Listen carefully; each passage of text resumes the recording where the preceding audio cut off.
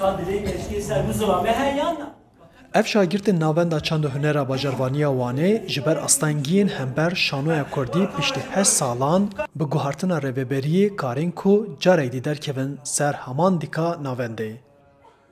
Ew dibêjin ku dema rêveberiya Qayûm da wan nekarîbû karûbarê çand û hunera Kurdî pêk bînin û wan jî ji ber vê yekê koma şanoya Nûpel da ava kirine û lîstikê xwe di salonên biçûk da an jî di qehwexaneyan da pêk danîn. اما حد ساله امشي شانو خدر و دكن شو زان جهد پروامه جنینه يعني جهد الصحنه ما نينه ام قافه يعني اردكي كده والله بتنم پروای خو دكن کو حتى ام نسكه خاطينا سر الصحنه يرو سرفرزي كي جيبو ما تشبكو ام هاتن ور ملسكه خو لیست Koma şanoya Nûpel da bi lîstika binavê Çîkûz ku ji zimanê Fransî wergerî Kurdî hatiye kirin derketine pêşberî Hunerhezan. Bi rastî tiştekî pir xweş bû yanî gelekî îro demekî wisa zimanê Kurdî ber bi bişaftinê ve diçe û ev ciwanê hanê ev hevalê hanê ev ked emekekî pir mezindan bi rastî jî tiştekî pir xweş bû.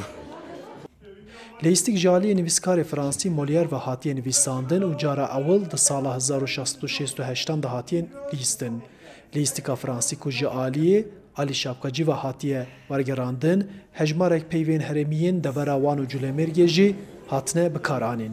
مرو لیستیکه جبو تماشاوانا جبو گل دلیزیتن گل جبو مرو جبو گل آماده تکتن بر ویجی gerek مرو کی ولا گل çawa te fam dike baş fam dike gerek mirov wisa amade bike wergera wî jî lîstina wî jî gerek wisa be ber wî xweş hat fam kirin. Hêjey bi birxistineyê ku di sala 2019 da ji aliyê Wezareta Karê Navxweyiya Tirkiye ve bi îdaya terorîzmê li şûna hevbajarvanên Wanê Qayûm hatibû danîn û xebatên çand û hunera Kurdî hatibûn rawestandin û parvekirinên Kurdî ser malperên bajarvaniyê hatibûn rakirin. Bi hilbijartinên sî û êkê adarê ya îsal carekê din bajarvanî ket destê Partiya Wekîbî û Demokrasiyan Gelan Dem Partiyê û dîsa xebatên çand û hunera Kurdî hatin destpêkirin. Arif Aslan, Dengê Amerîka, Wan.